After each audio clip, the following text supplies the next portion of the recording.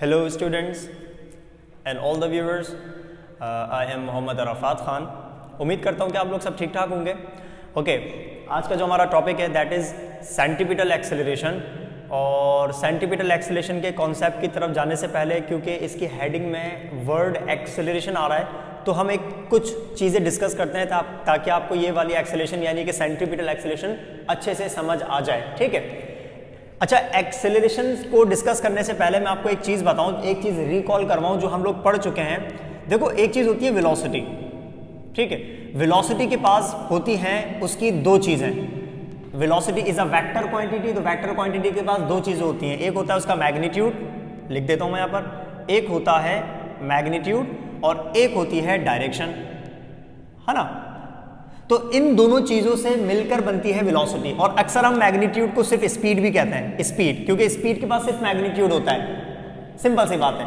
तो वेलोसिटी बनती है इसको और इसको मिलाकर, यानी कि मैग्नीट्यूड डायरेक्शन मिलेगा, यानी कि स्पीड और डायरेक्शन मिलेगी तो बनेगी वेलोसिटी। ठीक है, अब लेट सपोज मैं कह देता हूं कि मुझे वेलोसिटी को चेंज करना है, मुझे वेलोसिटी को चेंज करना है।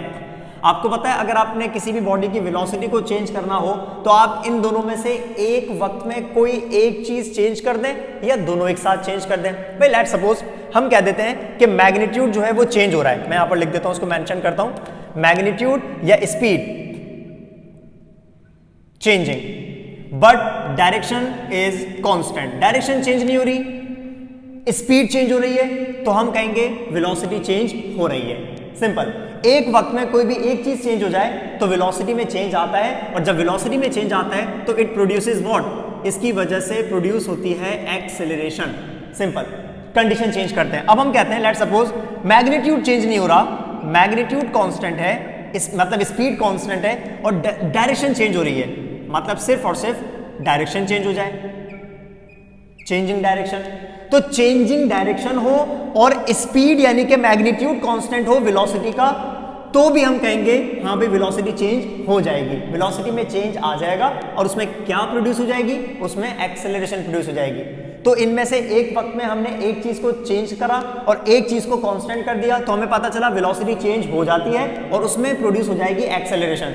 और अगर हम ये कहते हैं कि कोई भी कांस्टेंट ना हो बल्कि दोनों की दोनों चीजें एक साथ चेंजिंग हो जाए, मतलब इसका मैग्नीट्यूड भी चेंज हो रहा हो और साथ साथ इसकी डायरेक्शन भी चेंज हो रही हो, तो भी हम कहेंगे कि हाँ पे वेलोसिटी में चेंज आएगा, और वेलोसिटी में चेंज आने की वजह से उस बॉडी में प्रोड्यूस हो जाएगी एक्सेलरेशन। समझ आ रही बात। तो एक्सेलरेशन को प्रोड्यूस करने के तीन तरीके।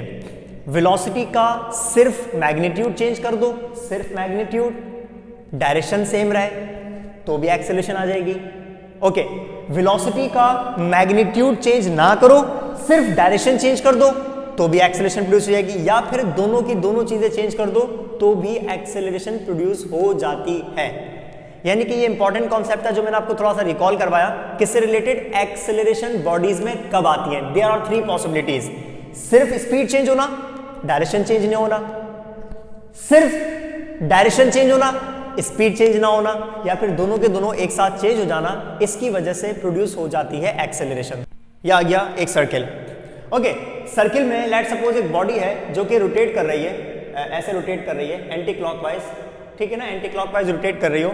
तो हमने लास्ट टाइम एक बात पढ़ी है कि जब बॉडी सर्कुलर पाथ पर रोटेट करती है, इससे पहले वाले लेक्चर में, सिर्फ इससे पहले वाले, जिसमें मैंने आपको क्या बताया था, relation between linear quantities and angular quantities. तो वहां पर मैंने आपको लीनियर वेलोसिटी की डायरेक्शन बताई थी, समझाई थी, सिखाई थी। उसी लीनियर वेलोसिटी को हमने कहा था टेंजेंशियल वेलोसिटी। तो अगर बॉडी एंटी क्लॉकवाइज रोटेट कर रही हो और इस पॉइंट पर हो, तो उसकी जो लीनियर वेलोसिटी होती है वो किस तरफ होती है भाई, इस तरफ बनेगी, है ना। ये आ गई वेलोसिटी की डायरेक्शन। इसी तरीके से जब बॉडी मूव करके यहां पर आ जाएगी तो मैं कहूंगा इस बॉडी की जो लीनियर वेलोसिटी की डायरेक्शन हो जाएगी वो इस तरफ हो जाएगी, ये आ गई वेलोसिटी की डायरेक्शन। इसी तरीके से अगर बॉडी मूव करके इस पॉइंट पर आ जाएगी तो इसकी अब लीनियर वेलोसिटी किस तरफ हो जाएगी, डाउनवर्ड हो जाएगी, ये आ गई वेलोसिटी की डायरेक्शन। इसी तरीके से जब बॉडी मूव करके यहां पर आ जाएगी तो उसकी वेलोसिटी की डायरेक्शन इस तरफ हो जाएगी, और ये आ गई इसकी वेलोसिटी की डायरेक्शन, और ये सिंपल इनके बन गए कॉरिस्पॉन्डिंग रेडियस। अच्छा, अब आप नोट करें कि जब भी बॉडी सर्कुलर पाथ पर मूव कर रही होती है ना, भले से उसका मैग्नीट्यूड चेंज ना हो। किसका मैग्नीट्यूड? वेलोसिटी का मैग्नीट्यूड चेंज ना हो, मतलब एक ही स्पीड के साथ, ये देखें लेट्स सपोज यहां पर भी इसकी स्पीड 2 मीटर पर सेकंड है, 2 मीटर पर सेकंड यहां पर भी है, 2 मीटर पर सेकंड यहां पर भी है, 2 मीटर पर सेकंड यहां पर भी है, मतलब वेलोसिटी का मैग्नीट्यूड चेंज नहीं हो रहा, यानी कि उसकी स्पीड चेंज नहीं हो रही। लेकिन सर्कुलर पाथ पर एक चीज वेलोसिटी की बार बार चेंज होती है, लाजमी चेंज होती है, और वो चीज पता है क्या? डायरेक्शन, सिर्फ डायरेक्शन, ये लाजमी चेंज होगी, भले से मैग्नीट्यूड चेंज हो ना हो। बॉडीज सर्कुलर पाथ पर एक ही स्पीड के साथ मूव कर सकती हैं, ये पॉसिबिलिटी है, ये पॉसिबल है। यानी कि 2 मीटर पर सेकंड से मूव कर रही है तो 2 मीटर पर सेकंड, 2 मीटर पर सेकंड, 2 मीटर पर सेकंड से मूव कर सकती हैं, है ना? ये चीज कांस्टेंट हो सकती है। लेकिन सर्कुलर पाथ पर एक चीज कभी भी कांस्टेंट नहीं होगी, वो क्या? वेलोसिटी की डायरेक्शन, यानी कि हर पॉइंट पर चेंज होगी। अब आप नोट करें, इस पॉइंट पर वेलोसिटी की डायरेक्शन क्या है? अपवर्ड है, मूव करके यहां पर आ गई तो उसकी वेलोसिटी की डायरेक्शन क्या हो गई? लेफ्टवर्ड हो गई, फिर डाउनवर्ड हो गई, फिर राइटवर्ड हो गई। इसका मतलब जब भी बॉडीज सर्कुलर पाथ पर मूव करती हैं तो वेलोसिटी का मैग्नीट्यूड भले चेंज ना हो, लेकिन डायरेक्शन बार बार चेंज होती है। तो डायरेक्शन चेंज होने की वजह से उन बॉडीज में क्या आ जानी चाहिए? एक्सेलरेशन आ जानी चाहिए। सिंपल सी बात है। इसका मतलब हर वो बॉडी जो कि सर्कुलर पाथ पे मूव कर रही होती है वो एक्सेलरेटेड होती है, उसमें एक्सेलरेशन लाजमी होती है। और किसकी वजह से? वेलोसिटी की डायरेक्शन चेंज होने की वजह से। हम मैग्नीट्यूड की बात नहीं कर रहे हैं, मैग्नीट्यूड को मैं आपको आगे बताऊंगा कि अगर चेंज हो तो कौन सी एक्सेलरेशन होती है। फिलहाल मैं किसकी बात कर रहा हूं? डायरेक्शन। तो वेलोसिटी की डायरेक्शन चेंज होने की वजह से सर्कुलर पाथ पर बॉडीज में एक एक्सेलरेशन लाजमी होती है। उस एक्सेलरेशन को ही हम पता है क्या बोलते हैं? Centripetal acceleration.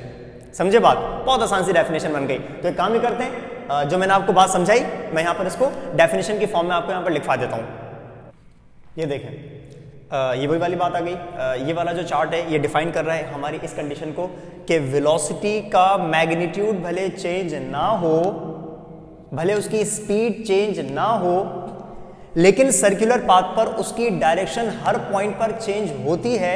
वेलोसिटी की डायरेक्शन हर पॉइंट पर चेंज होती है, जिसकी वजह से वेलोसिटी में चेंज आता है। और वेलोसिटी में चेंज आने की वजह से ऐसी एक्सेलरेशन को हम कहते हैं सेंट्रीपिटल एक्सेलरेशन। अब एक काम ही करते हैं, मैं इसकी डेफिनेशन आपके सामने लिखवा देता हूं। पूरी कंडीशन आपके सामने मौजूद है, इस कंडीशन को मैं यहां पर डेफिनेशन की फॉर्म में लिखवा देता हूं। ओके, ड्यूरिंग सर्कुलर मोशन, हाँ भाई, during circular motion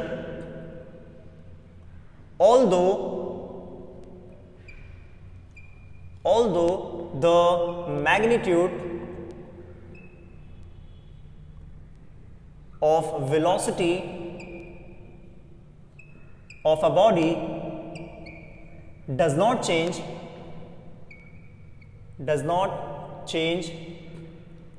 but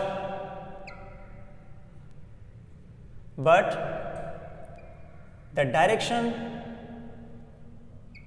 of velocity continuously changes,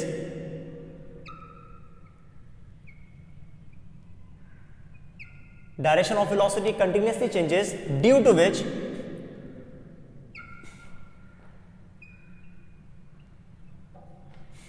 acceleration is produced in the body which is called कौन सी एक्सेलरेशन भाई? Centripetal acceleration. Centripetal acceleration. Simple definition आ गई, बहुत आसान सी डेफिनेशन आपने लिख दी। यानी कि सेंट्रीपिटल एक्सेलरेशन सिर्फ और सिर्फ वेलोसिटी की डायरेक्शन चेंज होने की वजह से होती है। सेंट्रीपिटल एक्सेलरेशन सर्कुलर पाथ पर सिर्फ और सिर्फ वेलोसिटी की डायरेक्शन चेंज होने की वजह से होती है, मैग्नीट्यूड चेंज होने की वजह से नहीं होती। तो मैग्नीट्यूड भले से कांस्टेंट रहे, डायरेक्शन हर पॉइंट पर चेंज होती है। इस तरफ हो गई, इस तरफ हो गई, इस तरफ हो गई, इस तरफ हो गई। तो सर्कुलर पाथ पर क्योंकि वेलोसिटी की डायरेक्शन हर पॉइंट पर बार बार चेंज होती है, तो वेलोसिटी की डायरेक्शन चेंज होने की वजह से जो एक्सेलरेशन बॉडी में प्रोड्यूस हो जाती है, उस एक्सेलरेशन को ही हम कहते हैं सेंट्रीपिटल एक्सेलरेशन। दोबारा रिपीट कर रहा हूं, सेंट्रीपिटल एक्सेलरेशन सिर्फ और सिर्फ वेलोसिटी की डायरेक्शन में चेंज होने की वजह से प्रोड्यूस होती है। सिर्फ और सिर्फ वेलोसिटी की डायरेक्शन में चेंज होने की वजह से प्रोड्यूस होती है, मैग्नीट्यूड में चेंज होने की वजह से प्रोड्यूस नहीं होती सेंट्रीपिटल एक्सेलरेशन। मैग्नीट्यूड चेंज होने की वजह से दूसरी एक्सेलरेशन होती है, उसको हम कहते हैं टेंजेंशियल। तो अगर वेलोसिटी का मैग्नीट्यूड चेंज होगा तो उसकी वजह से टेंजेंशियल एक्सेलरेशन, और अगर वेलोसिटी की डायरेक्शन चेंज हो रही है तो उसकी वजह से सेंट्रीपिटल एक्सेलरेशन। तो भाई देखिए बहुत आसान से डेफिनेशन क्या लिखी हुई है, ड्यूरिंग सर्कुलर मोशन ऑल्दो भले से the magnitude of velocity of a body does not change, भले से मैग्नीट्यूड चेंज ना हो लेकिन डायरेक्शन हर पॉइंट पर चेंज होती है, but the direction of velocity continuously changes, जिसकी वजह से due to which acceleration is produced, such an acceleration is called centripetal acceleration. और यहां पर जो वर्ड आ रहा है ना सेंट्रीपिटल का, इस सेंट्रीपिटल वर्ड का मतलब होता है टुवर्ड्स द सेंटर, इस सेंट्रीपिटल वर्ड का मतलब होता है centre seeking. Acceleration is always a vector quantity, acceleration हमेशा वेक्टर क्वांटिटी होती है जिसके पास डायरेक्शन होती है। इसका मतलब ये जो सेंट्रीपिटल एक्सेलरेशन है it is also a vector quantity, इसके पास भी दोनों चीजें होनी चाहिए। क्या क्या दोनों चीजें?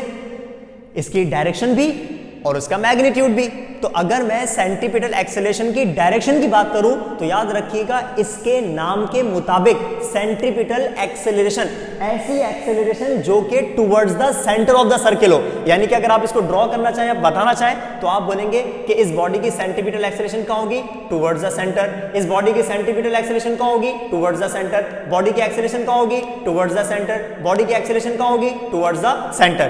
यानी कि ऐसी एक्सेलरेशन जो कि सर्कुलर पाथ पर हमेशा towards the centre of the circle होती हो, सर्किल की तरफ होती हो, ऐसी एक्सेलरेशन को हम कहते हैं सेंट्रीपिटल एक्सेलरेशन। सिंपल सी बात है। तो मैं खामी करता हूं, इस पॉइंट को यहां पर लिख देता हूं। देखें, डायरेक्शन ऑफ सेंट्रीपिटल एक्सेलरेशन। पहले हम बात करते हैं डायरेक्शन की, क्योंकि डायरेक्शन में कोई मुश्किल बात नहीं है। आप डायरेक्शन में सिर्फ एक पॉइंट लिखेंगे कि centripetal acceleration is always towards, centripetal acceleration is always directed towards कहां की तरफ होती है भाई? The centre of the circle. Simple. तो ये तो आ गई बात डायरेक्शन की, क्योंकि वर्ड इसके एक्सेलरेशन के साथ कौन सा वर्ड आ रहा है? सेंट्रीपिटल का वर्ड आ रहा है। तो ऐसी एक्सेलरेशन जो कि हमेशा टुवर्ड्स द सेंटर होती हो, ऐसी एक्सेलरेशन को हम कहते हैं सेंट्रीपिटल एक्सेलरेशन। तो ये तो बात हो गई इसकी डायरेक्शन की। अब हम इसकी बात करेंगे मैग्नीट्यूड की।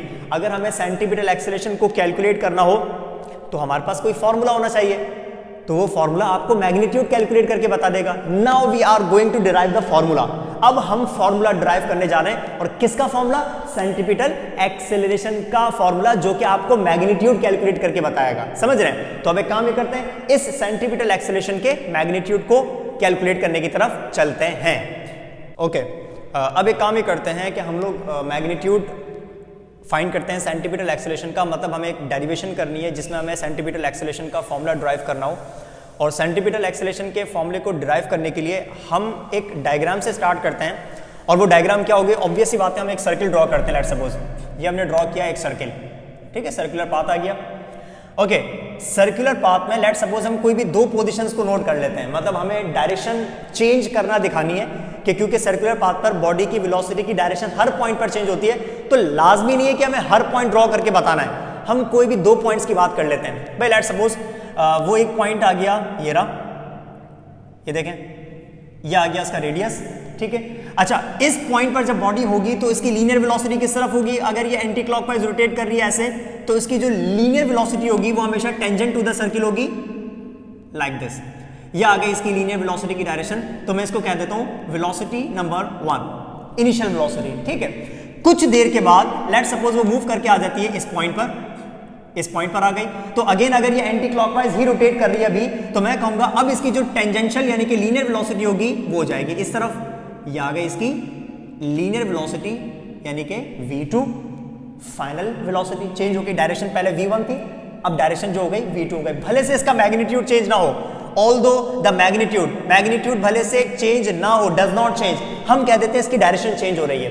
पहले डायरेक्शन v1 थी, बाद में डायरेक्शन v2 आ गया। एक काम ही करते हैं, क्योंकि इसने बीच में डिस्प्लेसमेंट बनाया जिसको हम रिप्रेजेंट करते हैं थीटा से, ये आ गया इसका एंगल, एंगुलर डिस्प्लेसमेंट, और यहां इनिशियल पोजीशन से लेकर फाइनल पोजीशन तक ये आ गया इसका लीनियर डिस्प्लेसमेंट, ये आ गया इसका लीनियर डिस्प्लेसमेंट, और इस लीनियर डिस्प्लेसमेंट को हम रिप्रेजेंट कर देंगे डेल्टा एस के साथ, ये आ गया इसका लीनियर डिस्प्लेसमेंट डेल्टा एस। अब आपके सामने देखें इस सर्किल के अंदर एक ट्राइंगल नजर आ रहा है आपको, ये देखें, ये रहा ट्राइंगल। यहां से मैं स्टार्ट करता हूं, ओ ए, सॉरी हाँ ठीक है, चलो ओ ए, और ये आ गया बी। ये देखें आपके सामने एक ट्राइंगल आ गया, ओ ए एंड बी, ये ट्राइंगल आपके सामने बना हुआ है, ठीक है, और एंगल आपके सामने बना हुआ है, इसको हम कह देते हैं एंगुलर डिस्प्लेसमेंट। एक काम ही करते हैं, ये जो वेलोसिटी वाले वेक्टर्स आपके सामने मिले v1 और v2, इनको हम अलग से ड्रॉ करते हैं, कंबाइन करते हैं, और इनकी चेंज इन वेलोसिटी की डायरेक्शन को बनाते हैं। चेंज इन वेलोसिटी की डायरेक्शन, आपको पता है चेंज इन वेलोसिटी का मतलब क्या होना चाहिए, यानी कि डेल्टा v का मतलब क्या होगा, v2 माइनस v1। आपने ये डायग्राम बनानी है। अब एक काम ये करता हूं, इस डायग्राम को आसान करने के लिए हम बेसिकली इस कंडीशन को ऐसे लिख सकते हैं, v1 plus delta v is equal to v2। ऐसा भी तो कर सकते हैं ना भाई, यहां पर ये जो v1 है ये सब्ट्रैक्ट था, वहां पर जाके प्लस हो गया, तो देखें v1 plus delta v is equal to v2, यानी कि आपने बेसिकली ये वाली डायग्राम ड्रॉ करनी है। ये वाली डायग्राम बना लोगे, इसका मतलब ऑटोमेटिकली आपने ये वाली डायग्राम बना ली, ठीक है। अब एक काम ही करते हैं, हम इन v1 और v2 वाले फैक्टर्स को एक जगह पर ज्वाइन करते हैं। किस तरीके से ज्वाइन करते हैं ये देखें, मैं यहां पर ज्वाइन करके आपको दिखाता हूं। सबसे पहले मैं v1 ड्रॉ करता हूं, ये रहा, आपने v1 की डायरेक्शन को चेंज नहीं करना, ये आ गया v1, ठीक है। इसी की टेल से मैं स्टार्ट करूंगा इस v2 वाले फैक्टर को, ठीक है, और वो किस तरफ है, उस तरफ है, ये देखें, ये आ गया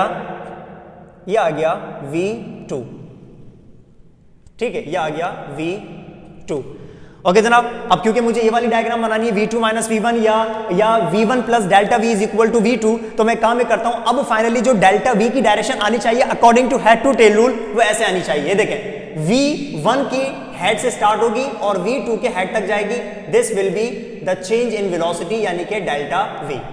ये देखें, अब आप नोट करो, v1 प्लस डेल्टा v, भाई v1 कहां है, ये रहा v1 में जब आपने प्लस किया डेल्टा v को, head to tail rule, first vector के हेड के साथ सेकंड वेक्टर की टेल स्टार्ट हो गई, तो देखो रिजल्टेंट कौन आ गया, v2, ये रहा रिजल्टेंट, ठीक है। और इसी को अरेंज कर लो तो ये बन जाएगा डेल्टा v। इसका मतलब यही डायग्राम v2 माइनस v1 के भी है, और यही diagram v1 plus delta v is equal to v2 की भी है, समझ रहे हैं। तो इस इक्वेशन को फिलहाल हम हटा देते हैं, अब हम फोकस करते हैं अपनी डायग्राम के ऊपर। भाई इस डायग्राम के अंदर ये आ गया angle theta, angle theta, okay.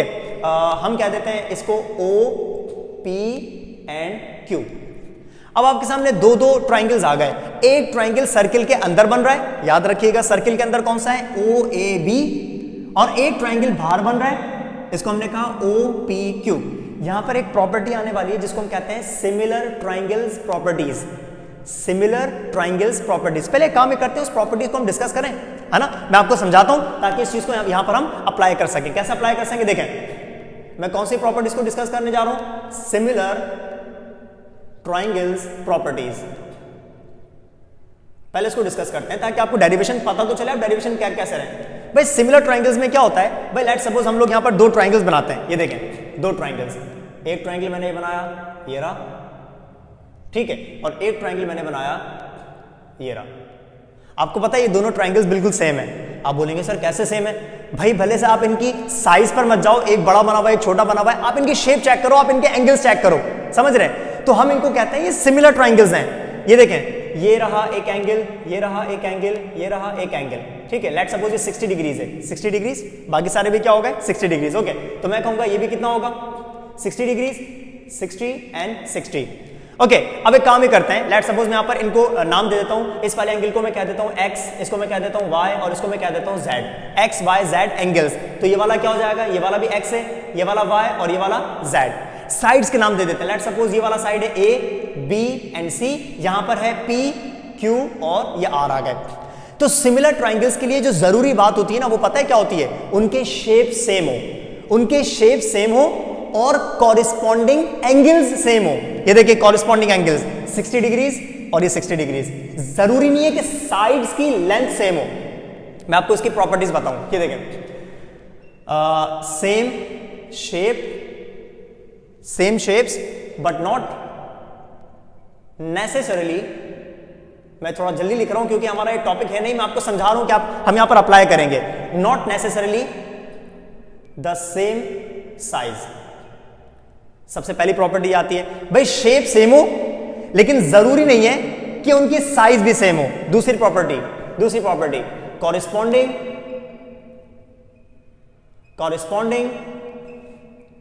Angles are same, corresponding angles are same. एक और चीज, कॉरेस्पॉन्डिंग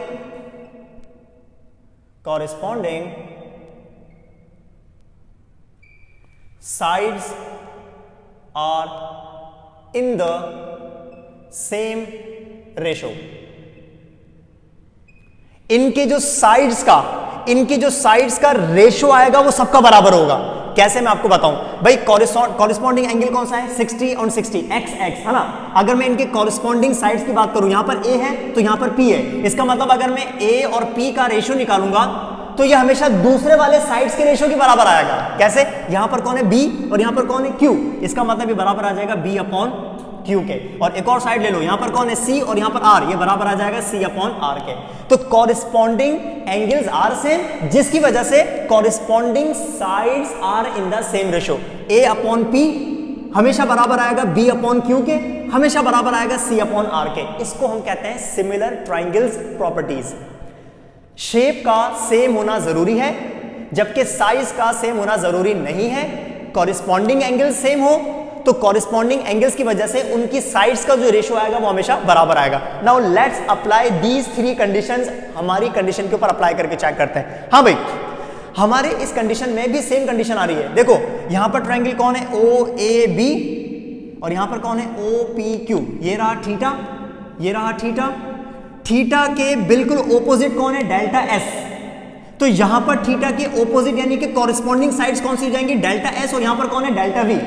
तो अगर मैं इस प्रॉपर्टी को यहां पर अप्लाई करना चाहूं तो मैं रेशियो निकाल सकता हूं ना, यानी कि जो यहां पर डेल्टा V है यानी कि ऑपोजिट टू द एंगल, तो वो यहां पर कौन है, delta S opposite to the angle. समझ रहे हैं? तो मैं कहूंगा कि इस ट्रायंगल के अंदर डेल्टा V और इस ट्रायंगल के अंदर डेल्टा S का रेशियो सेम आना चाहिए। किसके, वो दूसरा भी चेक करते हैं। तो जनाब यहां पर चेक करें,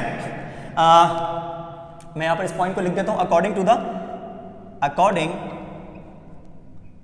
to the similar angle properties. इसकी वजह से हम बेसिकली इस कंडीशन को अप्लाई कर रहे हैं, और क्या कंडीशन है वो मैं आपको बता चुका हूं। ओके, सिमिलर एंगल प्रॉपर्टीज में हम बोलेंगे कि थीटा का ऑपोजिट कॉरेस्पॉन्डिंग साइड कौन सा भाई, डेल्टा V। तो इस थीटा के ऑपोजिट कौन है, डेल्टा S, यानी कि इन दोनों का रेशो निकालो। तो यानी कि मैं कहूंगा डेल्टा V का रेशो किसके साथ, डेल्टा S के साथ।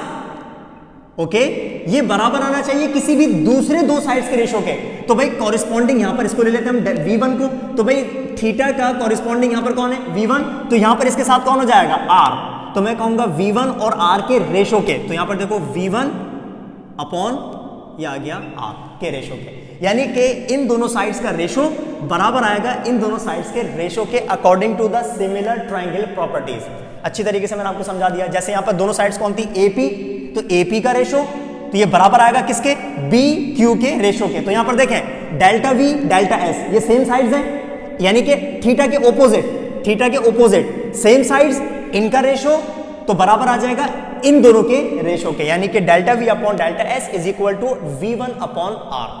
तो हमने यहां पर प्रॉपर्टी अप्लाई करी कौन सी, सिमिलर ट्रायंगल्स प्रॉपर्टीज। आगे चलते हैं। अच्छा, आगे चलने के लिए काम ही करते हैं। मैं यहां पर एक कंडीशन में आपको बताऊं, देखो अभी मैं आपको बता चुका हूं कि ये जो V1 है ये वेलोसिटी है, ये V2 है ये भी वेलोसिटी है। इनके मैग्नीट्यूड्स क्या हैं, सेम है ना। तो जब इनके मैग्नीट्यूड सेम है तो आप लिखेंगे सिंस V1 का मैग्नीट्यूड यानी कि वेलोसिटी नंबर 1 का मैग्नीट्यूड बराबर है V2 के मैग्नीट्यूड के, तो अगर इन दोनों के मैग्नीट्यूड सेम है अकॉर्डिंग टू द डेफिनेशन, क्योंकि इनके वेलोसिटी के मैग्नीट्यूड चेंज नहीं हो रहे, इनकी सिर्फ डायरेक्शन चेंज हो रही है, तो अगर इनके मैग्नीट्यूड सेम हो तो हम इनकी जगह पर सिर्फ वेलोसिटी पुट करेंगे, है ना, सिर्फ वेलोसिटी पुट करेंगे, फिर V1 V2 लगाने की जरूरत नहीं है। तो अब आप चेक करें, इस V1 की जगह पे हम क्या लिखने जा रहे हैं, delta V divided by delta S is equal to, यहां पर आ जाएगा सिर्फ v, यानी कि v का सिर्फ मैग्नीट्यूड, एंड डिवाइडेड बाय ये आ गया r। अब थोड़ा सा अरेंजमेंट करते हैं, क्योंकि जब आप डेरिवेशंस करते हैं तो डेरिवेशन में क्रॉस मल्टीप्लाई, ठीक है ना, क्रॉस मल्टीप्लिकेशन करते हैं, तो कभी आप स्क्वायरिंग बोथ साइड्स करते हैं, तो कभी आप taking radical on both sides करते हैं, मतलब आपने सिर्फ मैथमेटिकल स्टेप से खेलना होता है। तो अब हम क्या करने जा रहे हैं, ये देखें, ये जो डेल्टा एस वाला फैक्टर है यहां पर डिवाइड कर रहा है, वहां जाके मल्टीप्लाई करेगा, तो इसको यहां से डिवाइड से वहां पर मल्टीप्लाई के अंदर भेज देते हैं, ये वहां पर चला जाएगा मल्टीप्लाई के अंदर। तो जनाब इसको हम चेक करते हैं, मल्टीप्लाई के अंदर भेजने के बाद क्या होना चाहिए, ये मैं रब कर रहा हूं, ये मैं आपको इंपॉर्टेंट बात बता चुका हूं कि ये कंडीशन हम यहां पर अप्लाई कैसे करते हैं, क्योंकि बहुत सी जगहों पर ये बात लिखी भी नहीं होती, समझाई नहीं जाती, बस कह देते हैं कि इसको याद कर लिएगा। लेकिन मैंने आपको इसका एम बताया, इसका जो ओरिजिन था वो बताया था कि इस कंडीशन को हम, ये जो स्टेप होता है, ये स्टेप आता कहां से, ये सिमिलर ट्रायंगल प्रॉपर्टीज की वजह से आता है। So this was the important one, ये मैंने आपको एक इंपॉर्टेंट चीज बताई है। ओके, चलते हैं आगे की तरफ चलते हैं। ओके, डेरिवेशन को कंटिन्यू करते हैं भाई।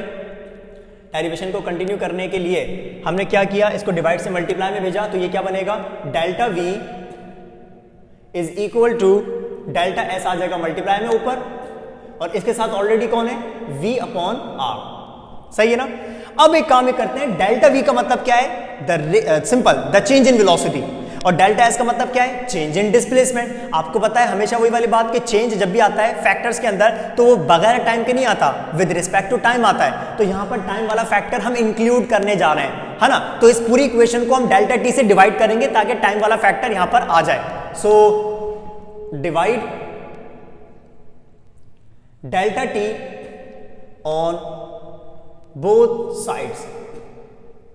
ओके, डेल्टा वी के अपॉन में भी क्या आ जाएगा, डेल्टा टी, और यहां पर डेल्टा एस के अपॉन में भी क्या आ जाएगा, डेल्टा टी, और वहां पर ऑलरेडी कौन है, v upon R as it is मौजूद है।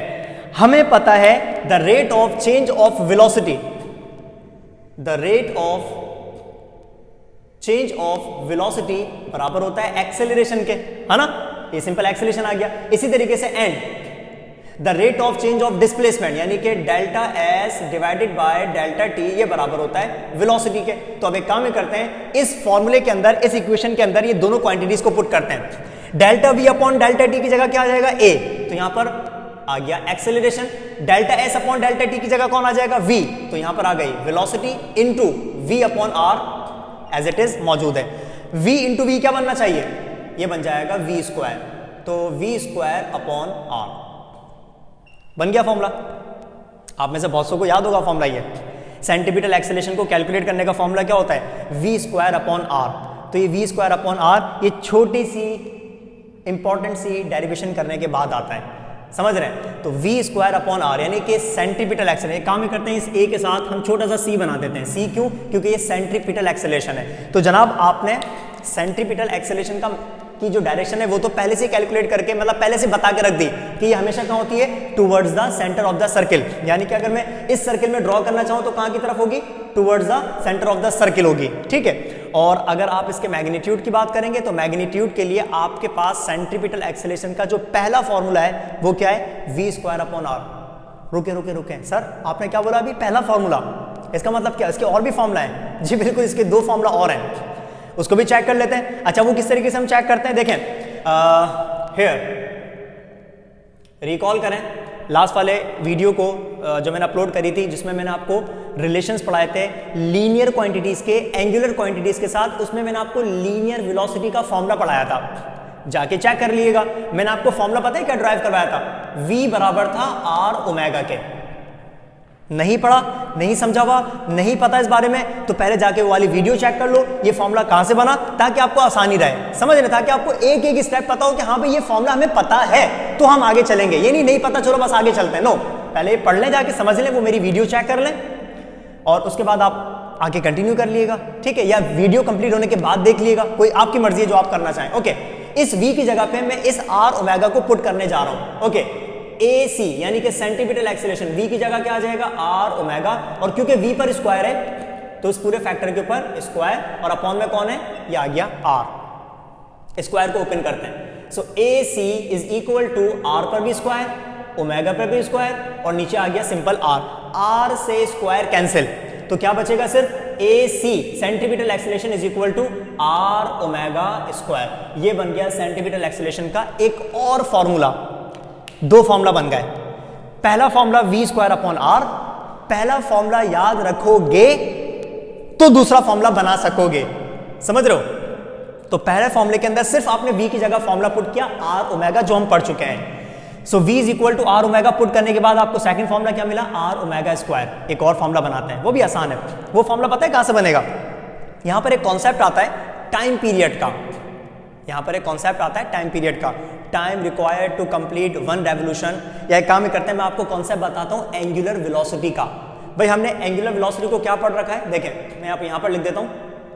According to the definition of angular velocity, angular velocity की डेफिनेशन के मुताबिक ये फॉर्मूला बराबर होता है थीटा अपॉन टी के। Angular displacement with respect to time will give you angular velocity. ये तो पता है, ये तो हमने पढ़ा हुआ भी है एंगुलर वेलोसिटी, अभी 2-3 वीडियोस पहले ही पढ़ा है हमने ना। तो जाओ जाके चेक कर लिएगा ये फॉर्मूला भी अगेन कैसे बन रहा है। तो angular displacement for theta and divided by time is equal to angular velocity. अब एक काम ही करते हैं, हम बात करते हैं for one complete revolution, for one complete revolution. जब हम एक कंप्लीट रेवोल्यूशन की बात करते हैं ना, तो पता है क्या होता है, ओमेगा बराबर हो जाएगा 2 पाई डिवाइडेड बाय कैपिटल टी के। अब आप बोलेंगे सर ये क्या हुआ? देखें भाई, जब एक कंप्लीट रेवोल्यूशन होगी तो ये जो थीटा है, ये देखो यहां पर बना के दिखाता हूं मैं आपको एक सर्किल। ये आ गया एक सर्किल, ये आ गया इसका डायमीटर सिंपल, ये आ गया इसका सेंटर। भाई एक बॉडी है, यहां से स्टार्ट हुई और उसने हाफ रोटेशन यानी कि हाफ रेवोल्यूशन कंप्लीट की। तो हाफ रेवोल्यूशन के लिए क्या होता है, पाई, यानी कि 180 डिग्रीज पाई। और अगर वो सेकंड हाफ भी कंप्लीट कर लेगा तो इसके लिए भी क्या होगा, अनदर पाई, यानी कि सेकंड हाफ सर्किल पाई। तो टोटल कितना हो गया, 2 पाई। और 2 पाई का मतलब क्या होता है, 360 डिग्रीज। सिंपल सी बात है। इसका मतलब अगर बॉडी एक कंप्लीट रेवोल्यूशन कर रही है तो उसका जो थीटा है वो किसके बराबर हो जाएगा, 2 पाई रेडियंस के। ये पढ़ चुके हैं, ये मैं आपको बता चुका हूं डिटेल के अंदर। So for one complete revolution angular displacement is equal to 2 pi radian. और अपॉन में स्मॉल टी की जगह क्या आ गया, कैपिटल टी आ गया। यानी कि स्मॉल टी होता है सिंपल टाइम और कैपिटल टी का मतलब क्या होता है, time required to complete one revolution, एक कंप्लीट टाइम। अब एक काम ही करते हैं, इस ओमेगा के फॉर्मूले को हम यहां पर पुट कर देते हैं। ये जो हमने सेंट्रीपिटल एक्सेलरेशन का फॉर्मूला ऑलरेडी बना रखा है, तो ये देखें यहां जो ओमेगा आ रहा है, इस ओमेगा की जगह पर ये पुट करते हैं 2 पाई अपॉन टी। चलें भाई, सो ये पुट करने जा रहे हैं हम लोग। AC is equal to R 2 pi upon T और इस फैक्टर के ऊपर आ गया स्क्वायर। ये देखें R सेम है, सिर्फ और सिर्फ ओमेगा की जगह पर इसका फॉर्मूला आ गया ये रहा। मैं इसको कर देता हूं ब्लैक से लिख देता हूं कि आपने ओमेगा का ये वाला फॉर्मूला पुट करना है, ये वाला 2 पाई अपॉन टी, ये वाला फॉर्मूला आपने यहां पर पुट कर दिया। अब आपको क्या करना है, सिर्फ स्क्वायर तो करना है। 2 2 ज़ा 4, पाई के ऊपर स्क्वायर आ जाएगा, टी पर स्क्वायर आ जाएगा। तो आपके पास जो फाइनल फॉर्मूला बनेगा सेंटीमीटर एक्सेलरेशन का, that will be equal to 4 pi square R upon T square. देखें बन गया सेंटीमीटर एक्सेलरेशन का formula, third formula. So first formula, second formula and third formula किसको कैलकुलेट करने के लिए, सेंट्रीपिटल एक्सेलरेशन के मैग्नीट्यूड को कैलकुलेट करने के लिए। ठीक है, तो मैं काम ही करता हूं, इनको हाईलाइट कर देता हूं। ये देखें हमारा पहला फॉर्मूला ये रहा सेंट्रीपिटल एक्सेलरेशन का, V स्क्वायर अपॉन R। दूसरा फॉर्मूला ये रहा R ओमेगा स्क्वायर। और तीसरा फॉर्मूला ये रहा 4 pi square R upon T square. देखें R अपनी जगह पे मौजूद है, सिर्फ इसके साथ क्या आ गया 2 2 ज़ा 4 और pi square upon T square. तो जनाब ये पूरा कॉन्सेप्ट था सेंट्रीपिटल एक्सेलरेशन का। उम्मीद करता हूं बहुत अच्छे से समझ आ गया होगा। इंपॉर्टेंट टॉपिक है, इंपॉर्टेंट कॉन्सेप्ट है। क्या कि ऐसी एक्सेलरेशन जो सर्कुलर पाथ पर बॉडीज की सिर्फ और सिर्फ वेलोसिटी की डायरेक्शन चेंज होने की वजह से, सिर्फ और सिर्फ वीडियो की स्टार्टिंग से लेकर अब तक मैं आपको ये बता रहा हूं, इसी बात पर जोर दे रहा हूं कि वेलोसिटी की सिर्फ डायरेक्शन चेंज होने की वजह से जो एक्सेलरेशन होती है उसको हम कहते हैं सेंट्रीपिटल एक्सेलरेशन। होती किस तरफ है, टुवर्ड्स द सेंटर। क्योंकि इसमें जो वर्ड सेंट्रीपिटल आ रहा है इसी का मतलब है टुवर्ड्स द सेंटर। यानी कि ऐसी एक्सेलरेशन जिसकी डायरेक्शन हमेशा हमेशा टुवर्ड्स द सेंटर हो, towards the centre of the circle हो, ऐसी एक्सेलरेशन को हम कहते हैं सेंट्रीपिटल एक्सेलरेशन। मैग्नीट्यूड को कैलकुलेट करने के लिए आपने बहुत आसान सी डेरिवेशन करी, कॉन्सेप्चुअल जरूर थी। डेरिवेशन आप नहीं कर सकते जब तक आप उसका बैकग्राउंड नहीं जानते। जब तक आप उसकी डायग्राम को नहीं समझोगे आप कभी भी डेरिवेशन नहीं कर सकते। तो डायग्राम से रिलेटेड हमने आसानी से, बहुत ही आसानी से सेंटीमीटर एक्सेलरेशन के मैग्नीट्यूड को कैलकुलेट कर लिया। v square upon R basic formula है, बेसिक याद रखोगे तो ये वाला फॉर्मूला और ये वाला फॉर्मूला बना सकते हो। अगर बेसिक भूल जाओगे तो बाकी दो फॉर्मूला कैसे बनाओगे? सिंपल सी बात है। तो उम्मीद करता हूं कि आपको सेंटीमीटर एक्सेलरेशन का टॉपिक बहुत अच्छे से क्लियर हो गया होगा। जो भी आपके जहन में क्वेश्चंस होंगे या मुश्किल होगी किसी भी स्टेप के अंदर या समझने में कॉन्सेप्ट के अंदर, वो क्लियर हो गई होगी। तो अगर आपको बहुत अच्छे से समझ आ गई वो वीडियो तो लाइक करना मत भूलिएगा, लाइक जरूर कर दिया करो, शेयर कर दिया करो, कमेंट कर दिया करो, कुछ नहीं जाएगा आपका।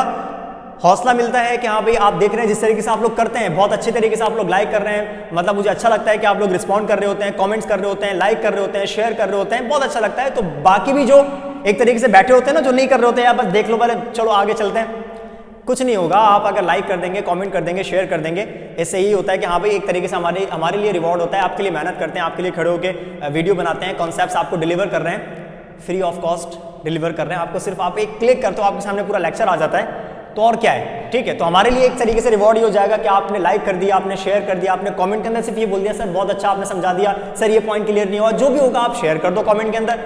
और वीडियो को शेयर करोगे तो इससे भी मेरा ही मतलब हमारा ही फायदा होता है, हमें अच्छा लगेगा, जाहिर सी बात है।